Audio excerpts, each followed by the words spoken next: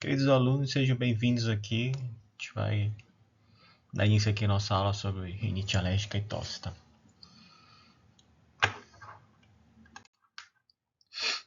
Especificamente agora esse vídeo vai falar sobre a rinite alérgica. O tratamento farmacológico da rinite alérgica, tá? Bem, aqui uma pequena introdução, né, sobre o que é rinite, tudo. Bora dar uma olhada aqui. Deixa eu botar aqui o nosso ponto laser. Então, rinite é uma inflamação nas membranas mucosas do nariz, tá? Tem como característica espirro, prurido nasal, ocular, rinorreia aquosa, congestão nasal e algumas vezes até uma tosse improdutiva. O que causa, né, esses sintomas, essa condição, pode variar bastante. A crise é desencadeada por inalação de um alérgeno, como pó, pólen, pelos de animais. A partir disso, ela tem até uma classificação, né? Pode ter, por exemplo, infecciosa, causada por vírus, bactérias ou fungos. Alérgica, que é a maioria dos casos, e aqui é o que a gente vai tratar, né? Aqui a farmacologia da rinite alérgica. Tá? Não alérgica, ou seja, idiopática neurogênica, às vezes induzida por drogas também. E outras, mista, ocupacional, alérgica local. Tá? Aqui alguns fatores, aqui nesse quadro você tem alguns fatores desencadeadores de alergias respiratórias, entre elas a rinite, por exemplo. Ácaro domiciliar, né? A gente sabe que ácaro, tapete, coisas que favorece muito, né, o aparecimento da rinite. E é importante conhecer os fatores, né, porque afastar o paciente da fonte, né, ainda é a melhor estratégia. Baratas, né, fungos, arpegilos, penicillium, animais de pelo, gato, cão, coelho, podem desencadear rinite. Pólen, algumas ocupacionais, né, como trigo, poeira, detergente, látex, às vezes aqueles detergentes de limpar em casa mesmo pode, só tem sensibilidade, né? Esse aqui são aeroalergênios, aqui embaixo poluentes também estão relacionados. Aqueles intradomiciais como fumaça de cigarro, material particulado, né? O PM10, dióxido de nitrogênio, ou seja, poluição ambiental mesmo, né? Derivados da combustão do gás de cozinha e fogão a lenha. Tem aqueles poluentes extras domiciliares, né? Ozônio, compostos de nitrogênio, dióxido de enxofre e os irritantes, odores fortes, perfumes, ar-condicionado, produtos de limpeza. É importante que o paciente consiga reconhecer, né, o que está causando para ele se manter afastado disso. Bem, como começa, né? Tem uma sensibilização, né, a partir do alérgeno, absorção por células apresentadoras de antígenos, né, células dendríticas da mucosa, como a gente pode ver aqui na imagem. Você tem o alérgeno aqui na mucosa nasal, normalmente, ela é captada aqui pela célula dendrítica, que vai levar à ativação de antígenos específicos, células T, provavelmente em linfonodos de drenagem. Simultaneamente, ativação de células epiteliais por agentes não antigênicos. Como ele está mostrando aqui, o alérgeno vem captado, prestador de antígeno aqui, o linfócito T, e também ativação da própria mucosa epitelial. Produção de algumas interleucinas, né? Interleucina 25, interleucina 33, linfopoetina estromal tímica, que vai sinalizar, né, proliferação celular. Então, vias, por exemplo, de proteases, podendo levar à liberação de citocinas epiteliais, linfopoetina estromal tímica, interleucina 25 e interleucina 33. Então, essas vias, né, vão promover a ativação, principalmente o linfócito TH12 e uma sensibilização. A partir daí, tu vai ter uma célula B virando um plasmócito, como a gente vê aqui na imagem. Vai ser produtor de, especialmente IgE, como a gente pode ver aqui, que vão ativar células, mastócitos e basófilos e sensibilizar o paciente àquele alergeno. Pronto, bora para o próximo slide. Assim, você tem anticorpos IgE específicos para alergênio que se ligam a receptores de alta afinidade, tecido mastócitos residentes, basófilos circulantes, mostrando aqui, representando para essa imagem aqui. A reexposição, né, aqui você tem uma sensibilização. Então, a reexposição, o alergênio se liga a IgE na superfície das células, resultando da ativação de mastócitos, como a gente pode ver aqui, promovendo a liberação de mediadores neuroativos e vasoativos, como a histamina. A gente vai ver que a histamina ela é um mediador importante na rinite alérgica, tanto que a base do tratamento, né, envolve antihistamínicos. E os cistinil-leucotrienos, como a gente vê bem aqui na imagem, né? Aqui tá o meu vídeo, cortou aqui. Mas a histamina, leucotrienos, cistinil-leucotrienos, você tem aqui os sintomas nasais. Aqui a célula B e os anticorpos. Então o linfócito TH2, resultante da liberação de quimiocinas e citocinas, orquestram um influxo de células inflamatórias, eosinófilos, basófilos e neutrófilos, para a mucosa. Então os mediadores liberados, esses por mastócitos e basófilos, podem ativar diretamente terminações nervosas sensoriais, vasos sanguíneos e glândulas através de receptores específicos. O que ele está mostrando aqui na imagem para a gente, né? Aqui o edema, né, que é característico, né? Aqui o vaso, né? Você tem edema, você tem vasodilatação, que promove extravasamento. Você tem que extravasamento de líquido e rinorreia. E a sensação de obstrução nasal. Tá? Então a histamina parece ter efeitos diretos nos vasos sanguíneos, levando a permeabilidade vascular e vazamento do plasma. E nervos sensoriais, como ele está mostrando, existe um componente importante aqui, sistema nervoso autônomo, né? A gente vai ver que é base os anticongestionantes, você ter agonistas alfa-1, que vão promover aqui vasoconstrição. Tá? Então tem um envolvimento também do sistema nervoso, que ele é sensibilizado pela histamina, como a gente vê aqui na imagem. A gente vê aqui uma glândula, né, sensibilizada aqui pelo simpático, aparentemente aqui coloca gânglio parasimpático. E você tem aqui a rinorreia, né? Um sintoma característico aí da rinite. Os leucotrienos são mais suscetíveis a causar vasodilatação, tá? Colocando pra gente. Estes incluem um reflexo motor que conduz a espirros e reflexos parasimpáticos. Quer dizer, esses espirros são mediados pelo sistema nervoso autônomo, que estimula a secreção de glândulas nasais e produz alguma vasodilatação, como a gente pode ver aqui. Estimulação da glândula, rinorreia, uma estimulação direta, simpática, né, do gânglio simpático, promovendo vasodilatação também.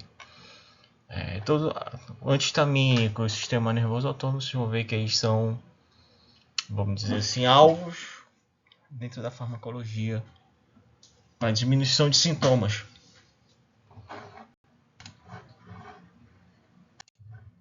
Bora ver aqui o tratamento agora, né? A gente viu que tem uma sensibilização, algumas células envolvidas, muita IgE, muita histamina, leucotrienos. Então o tratamento vai ser base de descongestionantes nasais e antihistamínicos. Aqui entre os antihistamínicos, muito comumente utilizados, difenidramina, clorfeniramina, loratadina, fenoxifenadina, exemplos de antihistamínicos. Tá? E você tem os descongestionantes, que ele coloca aqui como tratamento secundário, como os agonistas alfa-1 adrenérgicos, principal representante da classe, a fenilefrina. Mas também aqui a gente coloca os corticosteroides. Então, fenilefrina e corticosteroide amplamente utilizados. Tá?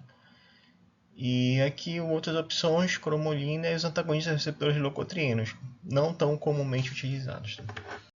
E se tem, no último caso, a imunoterapia. Vou falar um pouco dos antihistamínicos nesse momento. É interessante ver que, para a gente falar de histamínico, falar um pouco da histamina. Né? A histamina é um mensageiro químico gerado principalmente por mastócitos. A gente viu que existe recrutamento dessas células.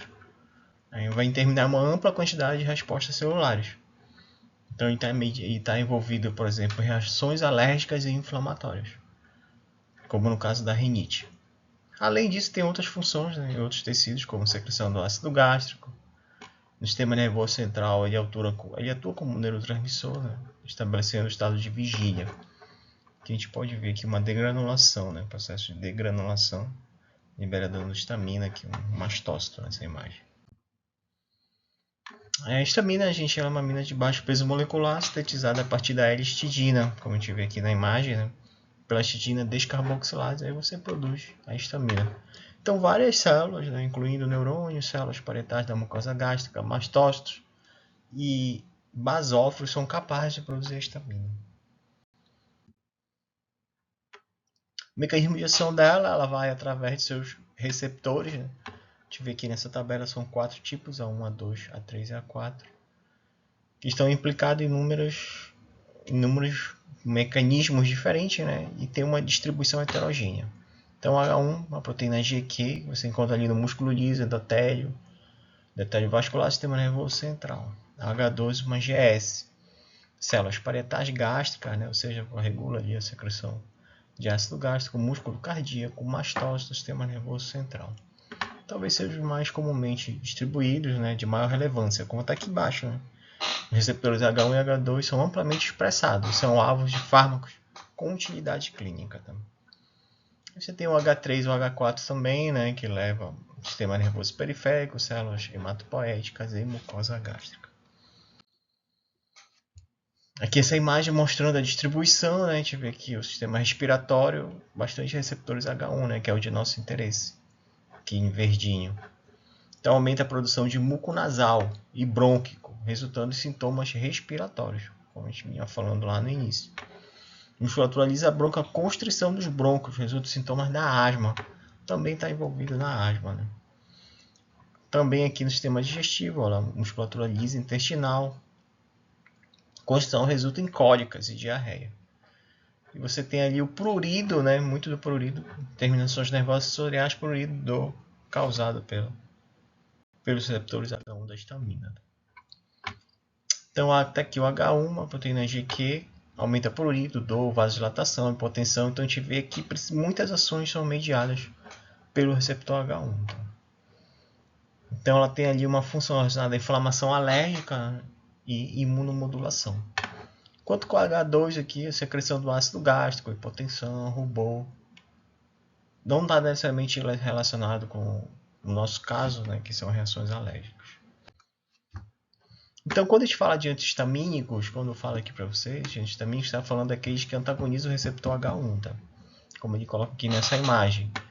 Então, os antihistamínicos H1, além de antagonizar os receptores H1 relacionados à rinite alérgica, essa imagem ela destaca outras ações, né? Então, por isso a gente vê que, por vezes, esses fármacos, né, eles podem causar muitas reações adversas. Vamos dar uma olhada aqui nessa imagem. Ele dá aqui, destaca, né, o medicamento de fenidramida e prometazina, né? Por exemplo, além de bloquear o receptor H1, também bloqueia receptores colinérgicos, muscarínicos. Aí você tem ali xerostomia, retenção urinária, taquicardia sinusal, entendeu? São tudo mediados pelo receptor colinérgico. A prometazina também, né, particularmente a prometazina, ela também antagoniza receptores alfa-adrenérgicos, tá, gente? Especialmente alfa-1, levando a hipotensão, tontura e taquicardia reflexa. Quando você antagoniza alfa-1, você impede a vasoconstrição. Isso leva a hipotensão, tontura e taquicardia reflexa. Então, o paciente que está usando antihistamina está sujeito a apresentar sintomas como hipotensão postural, por exemplo. Os antihistamínicos também atuam no receptor de serotonina, como a ciproheptadina, né? Então, você tem ali relacionado ao aumento do apetite. Além disso, né, o que é o esperado, a inibição do receptor H1, você vai ter diminuição da inflamação alérgica, diminuição do prurido, diminuição de espirros, diminuição de rinorreia. Esses associados ao antagonismo do receptor H1, que é o nosso efeito de interesse. Como você tem menor ativação do sistema nervoso central, você vai ter sedação. Você tem sedação. Normalmente, os de primeira geração eles acessam o sistema nervoso central. E, consequentemente, por vezes, menor desempenho cognitivo, psicomotor e aumento do apetite também. Todos esses sinais aqui são mediados pelos receptores H1 da histamina. A gente vê aqui que ele não antagoniza o H2, tá? Então aí você tem aqui o padrão de reações adversas desses medicamentos, como sonolência, pela ação H1 no sistema nervoso central, retenção urinária, aqui o efeito muscarínico, taquicardia muscarínico, aqui um bloqueio alfa 1, né, hipotensão, especialmente hipotensão postural, tá? Xerostomia, vertigem e aumento do apetite. Então são reações características aí dos antihistamínicos. Aqui um exemplo, né? Aqui os antihistamínicos, além do bastante utilizados na rinite, né? São usados a primeira linha na rinite. São usados muito comum em antigripais, como tem essa imagem aqui, botei aqui para vocês para gente dar uma olhada. Tem a fenilefrina, que é um descongestionante, tá? Paracetamol, analgésico, e você tem aqui, ó, clorfeniramina, um antihistamínico. Então, olha aqui, febre, coriza, congestão nasal, né? Tudo isso aqui é antagonismo do receptor H1. Bem, os outros fármacos utilizados, como a gente viu lá no início, são os descongestionantes. Então você pode ter descongestionante sistêmico, como pode ter também descongestionantes tópicos. Então, entre esses, né, nós temos descongestionantes nasais, são fármacos que pertencem ao grupo dos estimulantes adrenérgicos, ou seja, vão atuar como agonistas adrenérgicos, tá? Ou também chamados de adrenomiméticos, cuja ação principal é a vasoconstrição. A gente viu lá no início do mecanismo, né, você tem muita vasodilatação. Então, você quer reverter esse processo, utiliza os descongestionantes. A congestão nasal é um sintoma relacionado aos quadros, né, como resfriado, gripe, rinite. A gente acabou de ver ali o antigripal, né, a presença da fenilefrina. Então, basicamente uma proteína G, né, alfa-adrenérgica, uma proteína G que ativa a fosfolipase, fosforilação que vai levar aqui a vasoconstrição. Quando você faz vasoconstrição, automaticamente tu diminui o extravasamento de líquido e o edema. Então dá essa sensação de descongestão. Tá? Aqui nesse quadro a gente vê aqui alguns agonistas alfa-adrenérgicos, né, fármacos de uso tópico com potência, com potente ação vasoconstritora periférica. Não, aqui uma observação, uso não recomendado para crianças. Então você tem aqui efedrina, fenilefrina. Aqui a diferença vai ser o tempo de ação, tá, gente? Então aqui a fenilefrina 4 horas, aí nafazolina de 4 a 6, xilometazolina de até 12 horas. Então você tem diferentes classes, né? Aminas aromáticas, aminas alifáticas, derivados imidazólicos, que tem basicamente uma estrutura diferente e uma farmacocinética também diferente. Tem uma observação aqui importante, né? O uso excessivo pode levar a isquemia da mucosa nasal. Então, pode levar a uma vasoconstrição severa, né?